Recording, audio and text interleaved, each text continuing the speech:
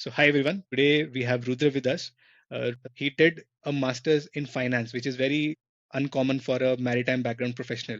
And after that, he worked for HSBC for quite a years, and now he's running his own venture. So, very delighted to have you, Rudra, and we would love to hear your journey. So, before we start, the first thing which always comes is how did you join Merchant Navy? How did you get to know more about Merchant Navy? So, firstly, Sachin, thank you for having me.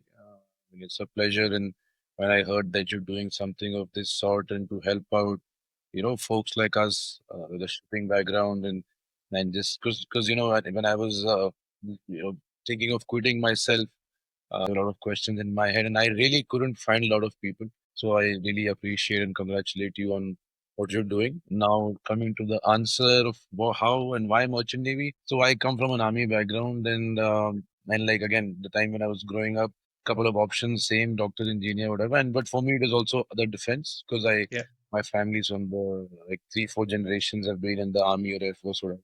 My Okay. paternal uncles who was in Cylindia. He was and he's probably around the same age of my dad, a couple of years younger. But he was a sailing master, and then he's worked for Cylindia for the longest time, superintendent, auditor, and whatever. Cylindia is a small Yeah. company. So Yeah. very early on, I knew that this guy. I see him very rarely, but whenever I see him, he travels to. He's always coming back from a foreign country, and for some reason, he liked me and he got me some sort of presents or car toys or whatever.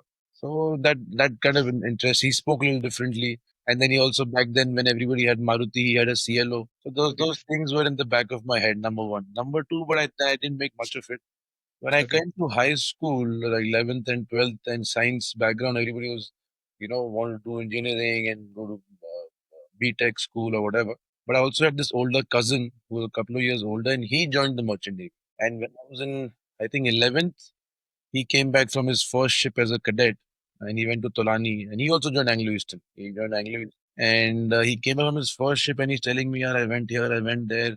And he had about 2 lakh rupees in his bank account. I'm like, shit, this is good, man. And then you've been traveling so much, you have 2 lakhs, and that was a lot of money for me. And then I was made up my mind, like, okay, fine, you know what, this seems like a good thing to do. And I always loved traveling, so that's where it all started actually. And that's a very simplistic reason of why I joined. So no, not a lot of brainstorming for it. So after that, once you joined Merchant Navy, how was your experience then? Did you actually get to travel around the world, or the myth was busted within the few years you had? No, I did actually. I did. I got to travel because during my cadetship, my first ship was a Panamax bulk carrier, which did good ports. A Mittal, ArcelorMittal ship. Then I joined a container vessel, great coasting, European coasting, South American coasting. Then I was an LPG carrier, and LPG carriers don't go always go into port. But I was fortunate; I went to a couple of nice ports, long port stays. So yeah, for me, I was quite happy with that aspect of shipping and being able to see the world. I mean, whatever I could. But then, when all your dreams were coming true, everything was happening very nicely. So then, why suddenly you decide that no, now I don't want to continue sailing? Or was this at after every contract you felt this, or it was all of a sudden that now, no, I don't want to do it anymore?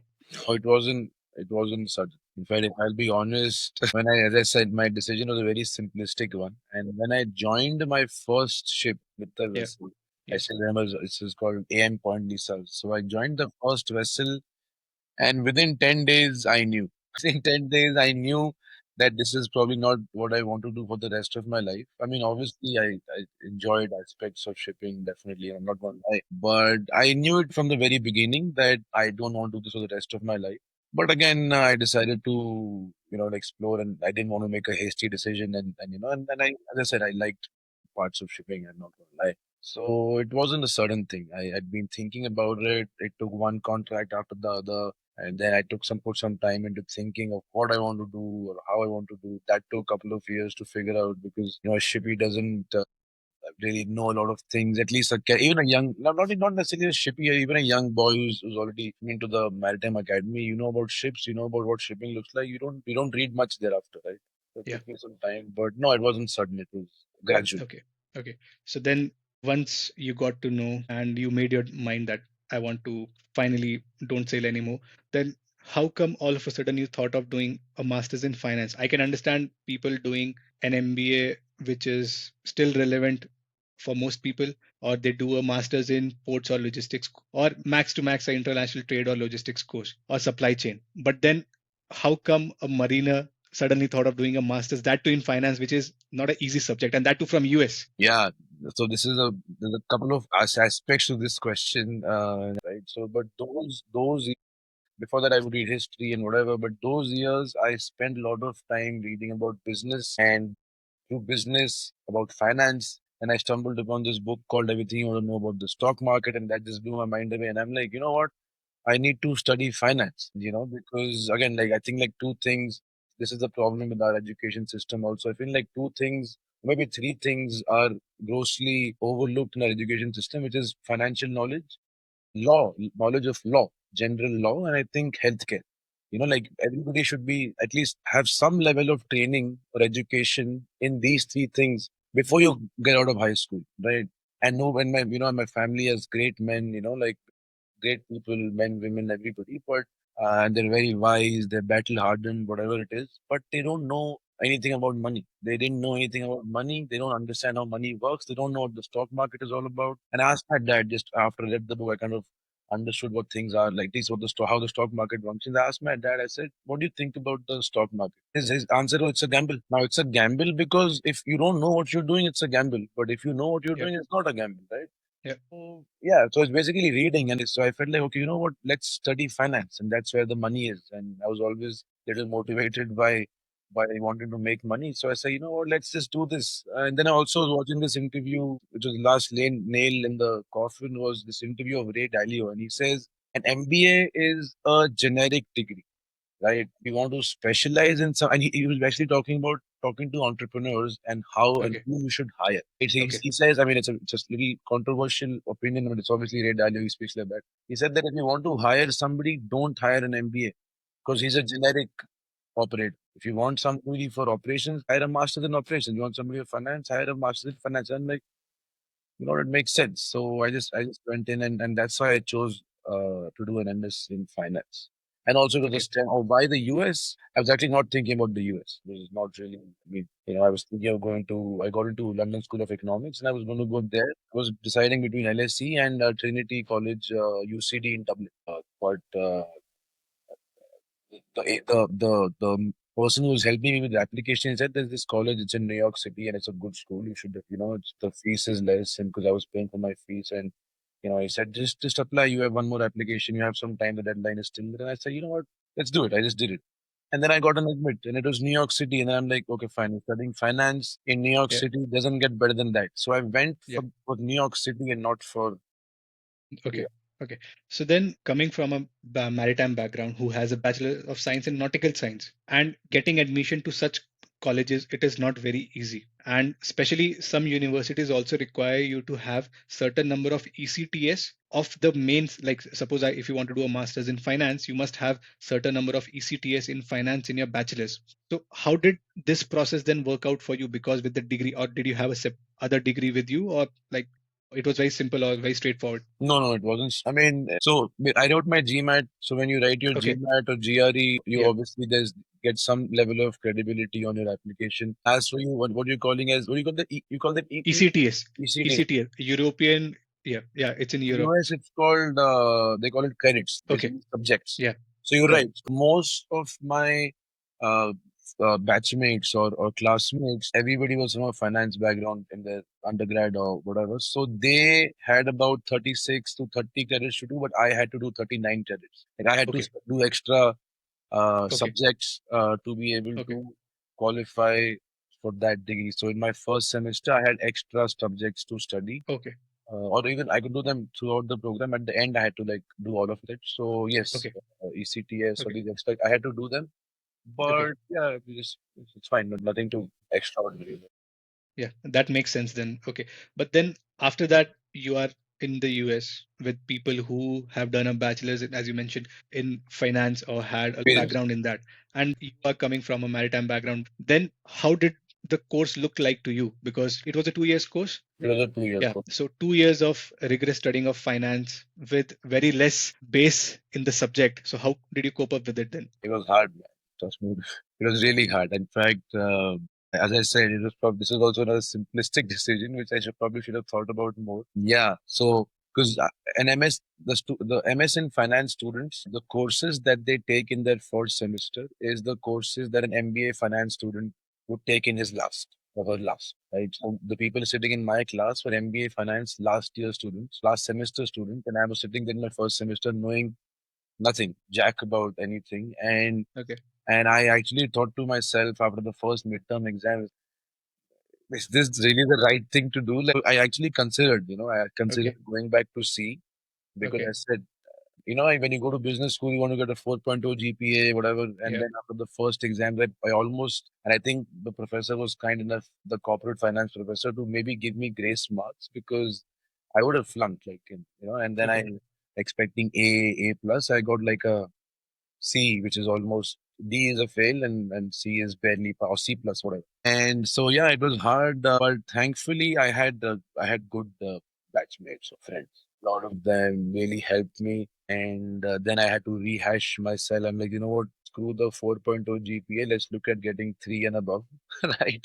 And just pass Okay. the course. And if it doesn't work, you Okay. can always go back to C. But I've taken a challenge and then get through with it. So Okay. things got better after that, but it was actually a jolt. The first 3 months after the first semester, I was like, I actually kind of questioned my decision, but yeah, somehow Okay. safe.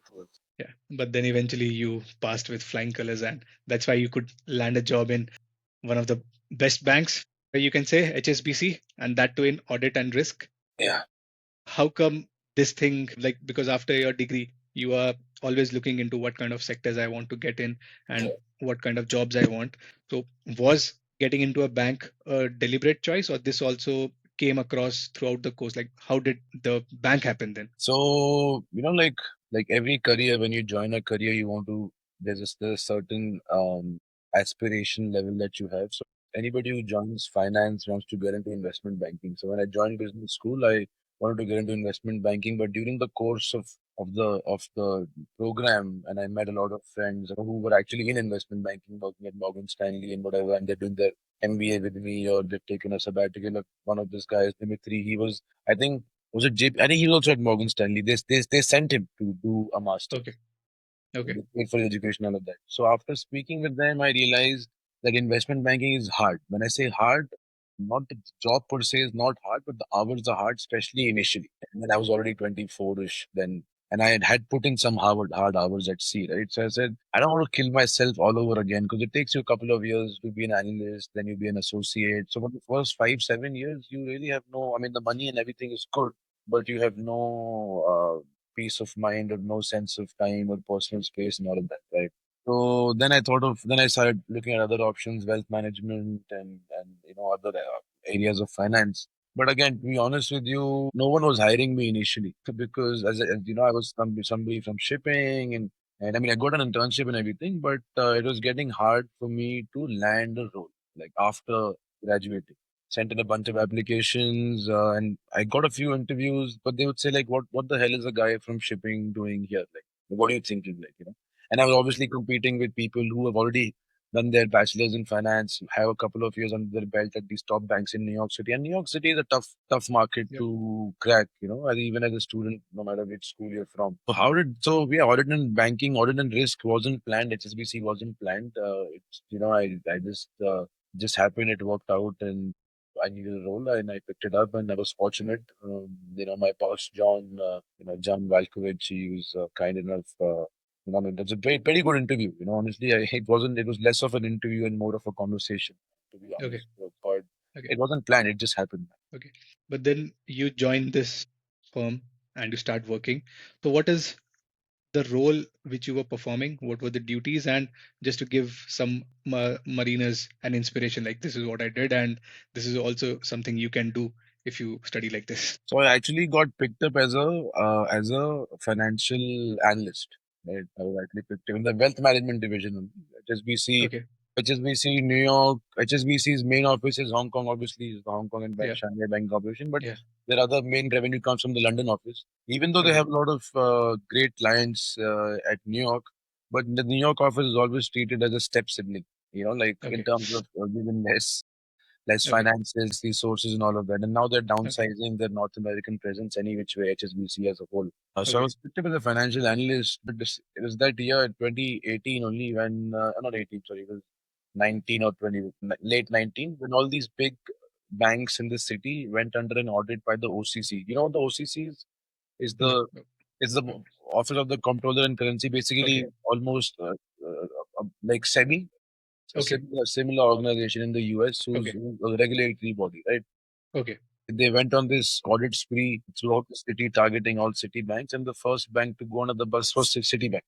And Citibank, they had did a major audit, and then they found out, a shit ton of problems, and they gave them a long list of findings, and they gave them a few months to rectify it. They couldn't, and they fined them close to $400 million. I think 450 or something. And next to go onto the bus was Bank of America. They had a similar story, and third was HSBC. And when I was hired, this audit was almost coming to a close, and again, they found a lot of findings. They call them MRAs, or matters requiring attention. Basically, red flags Okay. in the financial data is stored and moved across the bank. And then they really wanted somebody to handle this, but they didn't have the money to hire somebody. So John, 'cause it's a major role. So John called me in his office. He's like, this is what's happening, and we've been audited majorly, and there's a lot at stake, and you have a past experience of being in the they got the merchant marines in the US, right? Yeah. So they respected, and if you've done that, and I'm sure you have leadership experience and all of that. You want to take up this role and wear two hats. I'm like, I mean, I was in no position to say no. I'm like,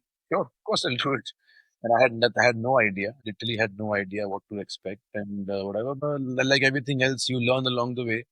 They hired, so KPMG was our audit consultant. Now I really wasn't happy with the way they were operating, but that's a different story. But yeah, I just learned along the way. I was basically handling cross-functional teams, a lot of people even in India, London, Hong Kong, talking to a lot of cross-functional teams, high stake stakeholders, basically resolving all. There was some interaction with the IT teams as well, back-end situations and all of that. This was basically a management role, Okay. like getting all Okay. these moving pegs together and get them all to move towards a common goal. And obviously, while you have your financial knowledge and acumen in place, so that's what I did. Again, this also just came to me, and yeah, anybody can do it, man. I feel like unless you're learning to be a surgeon, or you want to be a surgeon or a rocket scientist, I honestly believe that anything and everything can be done by anybody as long as Yeah. you put in the right effort, and you really want to do it. I don't think anything is that hard, as I said, unless you're trying to be difficult. Yeah. So you already mentioned that John wanted you. He brought in your merchant marine experience, that you were there and it really helped you in some way. But were there any aspects of merchant navy which really helped you throughout your shore career with HSBC, apart from giving you the platform, but any other things which you learned and you could put into use here? Yeah, yeah. There's a couple of things which really stand out. One is, as second mates, we do this contingency planning. Like Yeah. everything at sea has a contingency plan. Yeah. So I think that is something which was very helpful for me. I picked up, I do it everywhere in my life, honestly. It really helped me at the bank as well, and even in life, I work out what could go wrong first, make my mind what I want to do, then I work out what can go wrong. And if, and once I've worked out all those possibilities, how do I mitigate that? So I think this contingency planning is something that really came in handy. And then I'd also say, accidents, when you have accidents on ships, you go to the Yeah. root cause analysis and all of that, right? Yeah. So Yes. basic cause, root cause. Yeah. So I think, yeah, again, root cause analysis without calling it that, but I try to, and generally also in life, I try to keep things simple and just go down, find that one single problem maker, that's causing the issue. So things like these were really helpful. I use them in my life even today. Risk assessment is something, but again, the shipping is a different kind of risk Yeah. assessment, finance is a different kind of risk assessment, but the principle remains the same. So yes, there's a bunch of things. Then adaptability, like you go on a ship. Every ship is different. The crew is different. Every master is different. So you have to operate and behave that way. Be adaptable and learn. Be open to change. There's a lot of things, professional and even psychological, that I learned at sea, and I use them at the bank, and I use them even today, and I probably will use them for the rest of my life. It's really lovely to hear. But then someone who is wanting to move ashore, they always have a hesitance of, changing the industries. Right. And with your example, it is very evident that if you put in the right efforts, you can change the industry no matter what your age is. till the time you have the right attitude towards Mhm. the change.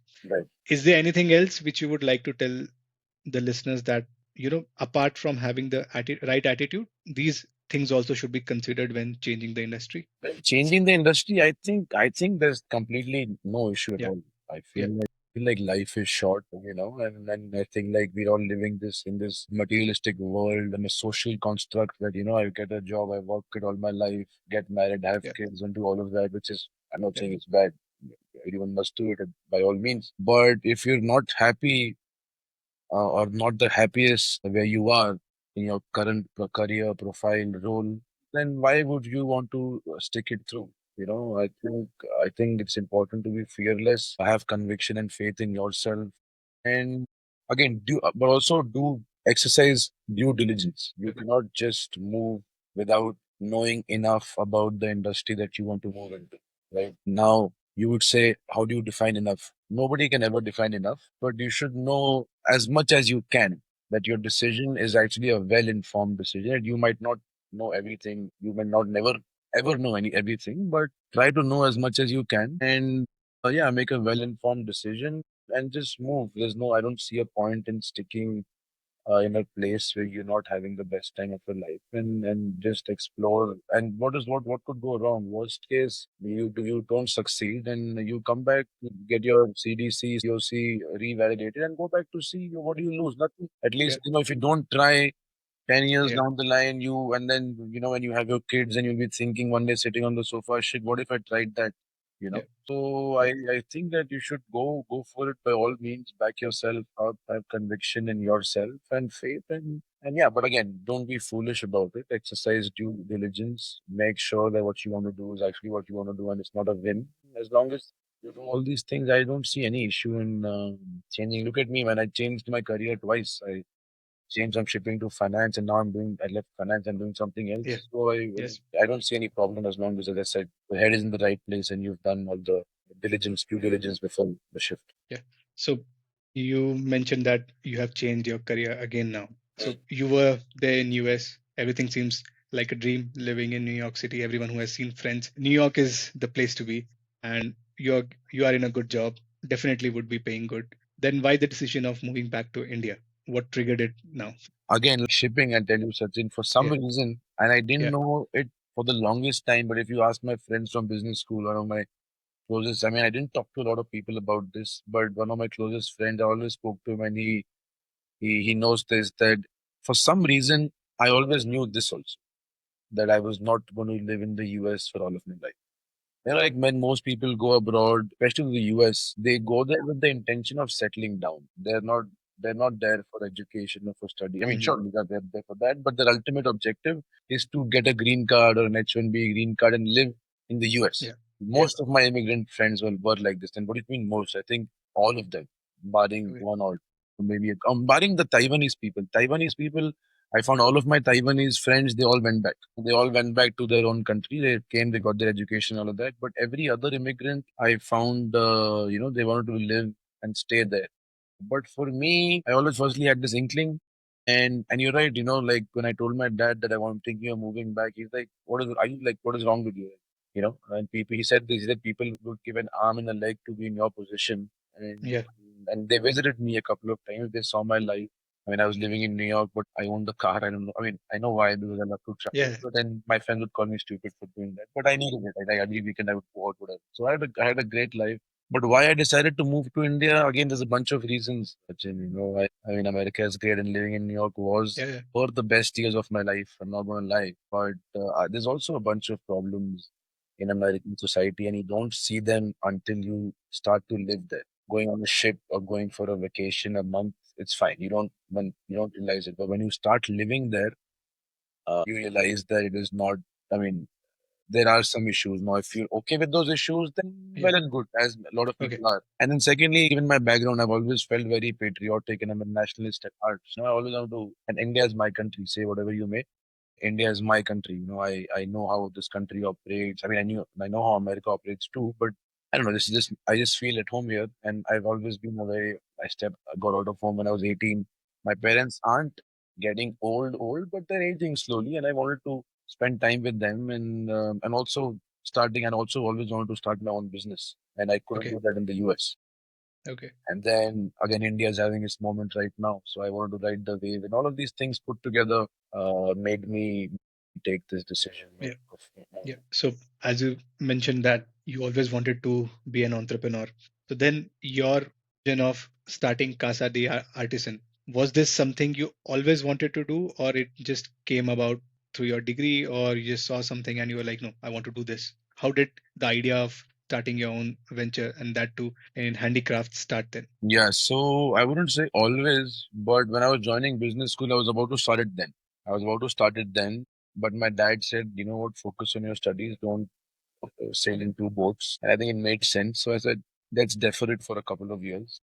Okay. And then I started working. I got really busy, also enjoying my life. So I didn't think much about it. It was there in the back of my head. But then when I decided I was going to do a couple of other things. Every time that I've come back to India to carry out research, there were two, three other business ideas that I had in mind. But every time that I would now start researching about them deeply, I always found one or two things that made them not doable initially. So I dropped those ideas. And then I decided of doing this because okay, so we're currently focused on exports, right? So I mean there's more things that I want to do. This is more of a stepping stone because exports is it's a quick, it's not D2C. So, we don't sell one or two items. We ship out containers, right? So there's a Okay. greater profit margins and things like that, right? So yeah, that's why I decided to do this. Plus, working with artisans because my mom she's very fond of decor and all of that. So I've grown up seeing all these things, and was dad was in the army, would travel to all these cities, and my mom would always pick up beautiful things from wherever. Yeah. So I knew of this, and then I came back to India, took a trip, couple of trips. I drove around India to work, tie up and get to understand artisans and a lot of dying communities. And I also want to bring out India to the world in a way that they don't already see us. You see us as fine as a land, okay, land of yoga now or Bollywood or whatever, but there's also great craftsmanship. There's also great craftsmanship things that you would assume are only made in England or in Italy or whatever, but no, they're made here in Kishangarh, Rajasthan, or they're made here in Saharanpur, UP. So, I wanted to Okay. this thing was a little close to my heart, and so I started off with this venture, and yeah, that's how this came to be. Okay. So then let's get into being an entrepreneur, being a founder. It's very uncertain. Mm. But then there must be some things which you must require as an entrepreneur, the mindset, the skills to start up a business. And how did your masters in US working with the bank plus your maritime experience shape up you to be an founder and start your own venture? I think both of them, and even my life as a kid, and all my like every experience that I've had has shaped me to be the man or the person that I am today. Right. So definitely, they've both these careers have contributed Yeah. immensely. Yeah. Uh, any skills to be an entrepreneur? I think more than the skill set, I think to be an entrepreneur, the mindset is more. Because as you know, when you hear these motivational talkers on YouTube saying that it's hard and 99% of businesses fail and this, then and the other, and when you're listening, you don't make much of it. But when you actually start doing it, you realize, you know what, he was right. So it does get lonely. Working in a bank in a tall building, looking over, Madison Square Park is a different vibe with beautiful people, like good-looking, nice men and women, like a nice working team around you and chatting and having fun, going for lunches versus being stuck in your room and working on your PC and doing things, generating leads, generating sales. It does get lonely, and there are certain days wherein you question. Well, I don't question, but I think about. I do just feel low sometimes, you know. But then you remember the why. Then you remember why you started it, and then you remember that you took up a challenge, and you have to achieve it, and as you've Yeah. done in the past. So Yeah. I think skill sets, yes, there's definitely skill sets such as marketing or sales, which I'm learning on the fly. But I think, as I said earlier, any skill can be learned. Yeah. Mindset has to be developed. So I think the most important thing is the mindset, remembering the why, and just keep pushing through, man. Well, it's been about a year or so, and I'm in a good place. But initially, there's a lot of things that you don't know at all, and then you have to find out, like right from forming your company, should I do a LLP or should I do a private limited? But then again, you get people along the way, like your CA, whatever, people that help you, understand things better, and then just be at it and just keep going. Yeah. Yeah, that's very, it sounds very amazing. Then once, someone is trying to move ashore, thinking of taking this step, Mm.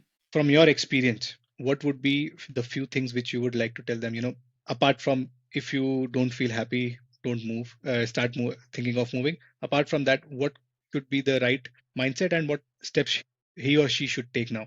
Because there are many things which might be binding him. It may be the financial responsibilities or social responsibilities. So how can one plan their move better? Now you're talking about entrepreneurship or just shifting industry? Just shifting from maritime background to a shore based career. Yeah, so that's definitely a challenge. I was fortunate because my family did not need me to support them. If Yeah. anything, they would support me if they really had to. So I understand there could be like, like obviously a person who has his own, who's the only earning member and he has a family dependent upon him. He might not have that luxury to be able to take this decision. But that being said, I think again, remember the why. And if it's, I think anything is done only when you really it only depends on how badly you want it.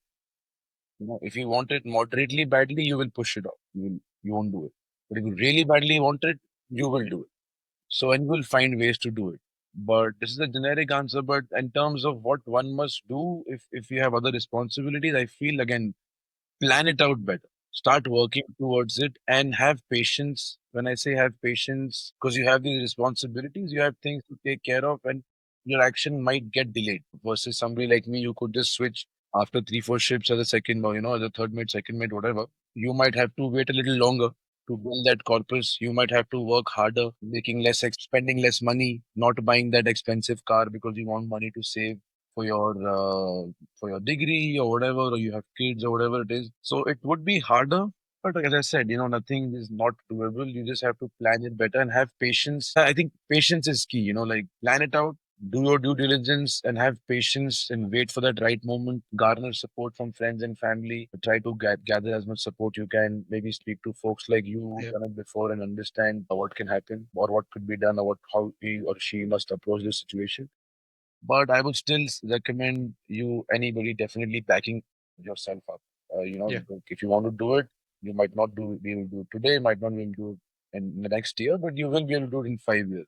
And most people overestimate what they can do in 1 year, but they underestimate what they can do in 5 years or 10 years. Yeah. That's true. So That's it's really true. important. Yeah. So it's important to develop a plan, stick to it, and keep pep talking yourself that you know what, it's fine. You will do it when the time is right, and when God allows, things will happen. Yeah. So there is one discussion which I really want to have with you, because we both come from similar backgrounds. The biggest thing that I see is anyone who's coming out of Indian Navy or Army or Air Force, for them it is much easier to transition to a different industry, or they have that right mindset, I would say, or they are always open to face these challenges head on. I don't know what exactly it is. Do you think something like this is missing in merchant navy? Like people don't have, because we, like, I will not say that we can directly compare us, like seafarers can compare with the defense person. Exactly. They are very different forces, different purpose, but in some or the other way, at times we also do certain things which are similar, be it the leadership or be other skills. And then why can't we do this much better when thinking of doing this transition? That's a very good question, and I think I know. Like you said, you don't know what it is. I know what it is. Okay. I think it's the perception. Okay. I think it's the perception of how a merchant naval officer is perceived by the world versus how a defense officer is perceived by the world. There is reasons for those perceptions also, because obviously you're laying down your life and you fight, and everybody knows what the army or the air force or the navy does better than they know what a shippy does. People don't really know much about what goes on a merchant vessel. You must Yeah. even ask, what you do on the ship and questions like that, right? So people don't know, and then and over years they have this perception about people in the merchant navy. So I don't think it's a function. I mean, yes, there are certain skills that a defense officer might have. I don't know, might have an edge over you. In not in all cases. I wouldn't say it's true in all cases. Certain cases they might have an edge, but I think it's only about perception because they are perceived a certain way versus how Yeah. a shippy is perceived. Yeah. I think that's in terms of ability and being able to solve a corporate problem or any problem. I don't think there's a difference, and I don't think a merchant naval officer cannot do something that anyone Yeah. else can do or not do. But I think, yeah, it's a perception in my opinion. And Okay. naturally, again, in a country like India or wherever, you tend to respect people in the defense forces more because obviously they Yeah. protect you. So I think it's because of this perception challenge that people like us face this challenge. Always like, Yes. and when you're on board, you always, I'm here for 6 months. After that, I'm not going to see these person ever. So this way of living life, I don't think is sustainable for long, and that is why a lot of issues are starting to happen on board. The mental health is one of the biggest challenges right now on board, especially with the abundance of internet now. The Yeah. mental health challenges are increasing on board. Increasing, no? Yeah. And you would Yeah. think that they would decrease, but they're Yeah. increasing now. Yeah. Yeah, they're fairly increasing now because people are more and more isolated. They don't talk. Having, but then from your example, it is very sure that it doesn't matter whether you are a third mate or a second mate or whatever license you had. But do you have any friends who left sailing at junior officer level? Do you feel it is necessary to go up to the master or chief mate level? No, I don't think it is important to go to the master or superintendent or chief mate level. In fact, if you ask me, the sooner you quit, if you want to quit, the sooner the Yeah. better. And there's a couple of Okay. reasons for that. And that's what even I thought. I said, if I have to travel, yes, live a student life, travel in public transport, walk a couple of miles to get groceries, I want to do it when I'm 24, not when I'm 31 or 32, right? So I think if you really want to quit, the sooner the better. So I was actually the first people in my batch or any batches around me to leave at this early stage. Okay. I think Okay. the trend has now picked up. I do, in fact, one, two, three of my batch, three, I think now four batchmates from DNS2 batch of mine Okay. actually left. Yeah. I Okay. definitely know the three of them are successful in their own respective fields. One of them was actually my first roommate. Left again. He left after me or around the same time. Actually, him and I a couple of months apart. We the first two to leave, and we met once, and we haven't spoken after we connected on LinkedIn, whatever. Maybe I should reach out to him, and he's also from Pune, so he went to faculty management FMS in I think it's Okay. Noida or Yeah. Delhi, whatever. He did Yeah. his Delhi. BA there. He got placed at Swiggy. He did very well there, and then I think he's also part of a founding team on a startup and whatever. So he's doing well. Another guy is actually he tried a few months after, and he actually got into a business school, but for some in Canada, and but then for some reason he left it, and he went back to sea. He left Anglo. He then this time he joined Maersk. He sailed with Maersk for a couple of years, more 3 4 years, and then he wrote his GMAT again, or maybe he didn't try it again. I don't know. And then he got into this university at in Texas. I'm forgetting which one it is. And now he's working in Houston. I suppose he's doing well. And then the third person, this guy was actually bright. Like, you know how some people are really Yeah. intelligent. I mean, I'm not like, but there are some people who don't study, but they'll always get the highest marks or whatever. So he was like one of those genius, brilliant guys. I think he Yeah. went to ISB, Okay. and he's also. I mean, he went to ISB, so he must be doing well.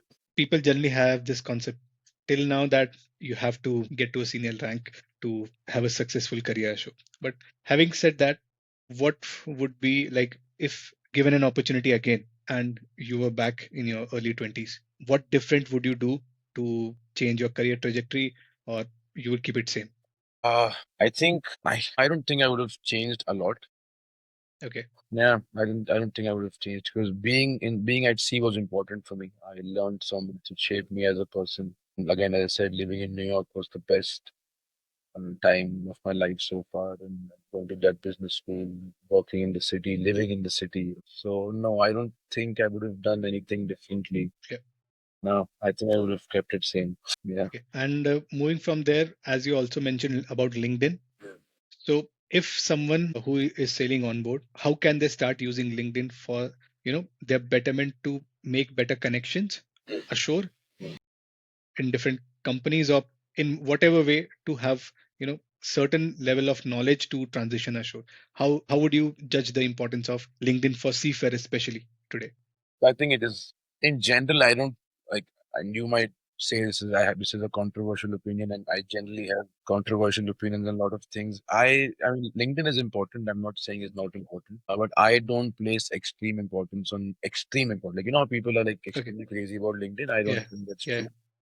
But yes, that being said, it is important because I think the thing that changes, with shippies is your career path, one ship after the other, second mate, chief mate, whatever. So you don't really build your resume, you don't Yeah, really build your LinkedIn profile, you don't really do a lot of those things, right? Which may not honestly be necessary also if you plan to stay in one company or two companies or whatever. But if you're thinking of I don't know, moving into cruise liners or getting into that better company, BW. I don't know, like anything nice. I mean, it is important. It's definitely important to have your resume in place. It's definitely important to have a LinkedIn in place. It's like any other social media, right? How do I yeah, perceive who you are? By your yeah, online presence. So yes, that's the only way that I'll get to know you. So I think it's important. And that being said, like, we're having this conversation for people who want to switch. When I was in this position that I wanted to switch, I reached out to certain people. They want a lot of people that who had switched back then. But then I did manage to find a couple of people,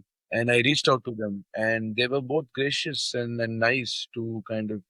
In fact, one of them was from Anglo Austin only to like help me out and tell me whatever they could, spare as much time as they could. So I think it is LinkedIn is important, and yeah, it's important to just not build your career at sea, but also build your professional network or relevance online. Because as I said, that's how anybody will perceive you yeah. or get to know. And yeah, also apart from LinkedIn, you mentioned before that you were an avid reader. So how important is it, especially for seafarers on board, to keep on reading? Because I think reading is one habit which is lost when you're at sea. Many people don't do. They don't even read the manual. So reading an article or book altogether would be a Yeah. very different thing. Yeah. Yeah. So how would you rate the importance of reading for these people? I mean, I still read. I've always, I Yeah. enjoy reading. In fact, I'm also writing Yeah. my first book right Okay. now. But I think reading is important for everybody, let alone seafarers. I think reading, and we've lost this as skill as a generation. You know, as a society, we've lost reading as an activity or a skill. And I think yes, it is very important. That was part of the reason why I also quit because I have always been very curious and when I was sailing at least the first two ships there was zero internet, like no internet, and the third ship I had like 120 MB a month kind of data. Right, we could barely put permissions off and just send WhatsApp Yeah. texts. So it is very important for me to be able to read, and if there's a question in my head, and I read about anything and everything, right? So I think as they say when they say leaders are readers, I think it's very very true because how do you differentiate or set yourself apart from another man, another layman by the skill things that you have in your head, and how do you get things in your head by reading? So I think it is supremely important now. Honestly, and this will also be controversial, but I don't do fiction and I don't. I mean, sure, you could do fiction. It's like reading Yeah. fiction is like watching movies, right? Yeah. The activity is reading, but you're not learning anything. I think Yeah. what the reading that you're talking about is learning something Yes. new, right? It Yeah. could be Correct. learning somebody's life experience. It could be a biography, autobiography, history, whatever. But I think that's the kind of reading that has to, could be spiritual, whatever, but that's the kind of reading that has to happen for everybody and more importantly for sailors or seafarers because that's how you get to know and learn things. And so I think it's really important. Read the work of successful people, read what big businessmen or I don't know, whoever you like is doing. And that's how you learn and again shape your personality again become fearless or do things that you really want to do and all that just grow as a person develop into a better and the best version of yourself. So I think reading is supremely important and everyone must take out time to do it and start off small by 10 minutes a day. Yeah. I think Yeah. a challenge is that people think it's a difficult thing and we have to finish this book. Break it down. Yeah. Just Yeah. promise yourself I'll do 10 minutes a day. That's it. If you feel like doing 15, do 15, but do 10. That's not Yeah. hard. Yeah. Because that is what I think, that reading will open your horizon. You will start looking beyond the sea. You will get to know about more things, that there are so many things people have, because a book is a person's entire lifetime, and you are getting to read it in 300, 400 pages. Yeah. And that will give you so many experiences, so many new things to learn about. And that will, you know, make you curious to, okay, he has mentioned about this, what exactly it is, I should go and search about this. And doing that, you will tend to know that, okay, there are so many things which I really don't know about. And living at sea, I think the horizon becomes very small, and we Yes. start thinking very small. Yes. And reading, I think, keep continuously reading will make you, especially, it'll help you in your exams as well, if you want to take a GMAT in the future, because reading would have really helped your verbal Oh, in a way. But yeah, so that would be very important. So lastly, I'd like to ask you one thing. Since your sailing days, how success has changed for you? What success was for you when you were a cadet? What success was for you when you were working for a bank? And what does success mean to you today? I think that's a shifting goalpost. I feel like as you grow, and just talking about myself, and maybe this is true for you. You tell me also. I think success or successes, what value is, all these things change as you change or evolve. Yeah, In this case, when I was a kid, when I was 19, 20, or first ship cadet, where all I cared about was making money, or like getting to travel, getting rich was a major dream, and things like that. So that success meant that for me then.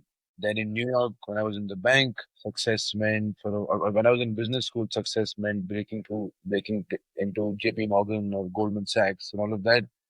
And once I do that, I'll be happy, successful, get $120,000, $160,000, and I'll be happy. Then when you get that, then you're like, okay, okay, what's next? And then obviously a couple of years have elapsed and times have changed, and what you need in life has changed. So then your definition of success changes. Then you're like, you know what? Would be successful if I can go back, live with my family, my business or that I can call my own. Even if I make lesser money, but it's my yeah, own thing, that will be success. So I think it changes right now. Success for me, and I think this probably won't change because now I've reached that stage wherein okay, I've grown enough.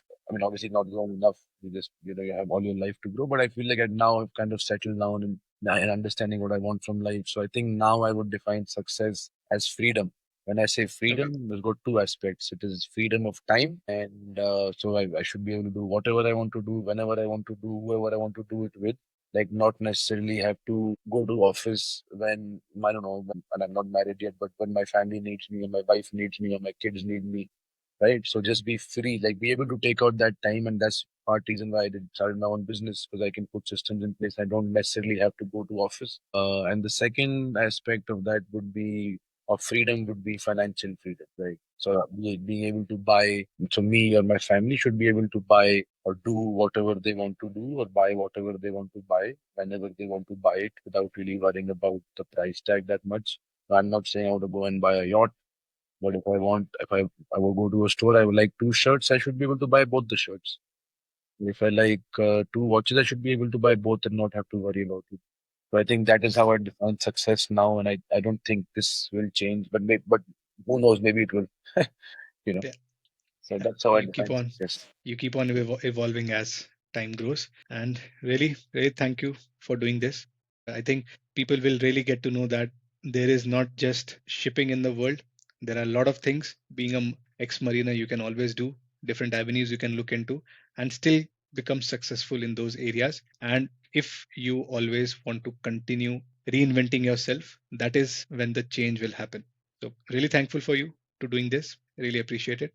Thank you for having me. And as I said earlier at the beginning, I appreciate you doing this. And as I said, if there's any help or support or anything that you ever Yeah, need in the future, just we have each other's numbers. Just shoot me a text, whatever. And if you visit India, when you visit next, maybe we can like hang out, get to know each other better, and sure. meet in person. Yeah, And even sure. your viewers, if anybody has any question, I'll be happy to resolve it. Just shoot me a message or an email or whatever, and I'll try to do my best to help me resolve this. And then, yeah, everybody who's watching this, I'll just close by saying that back yourself up and be fearless and do it. Life is short, and who knows when you'll get that opportunity again.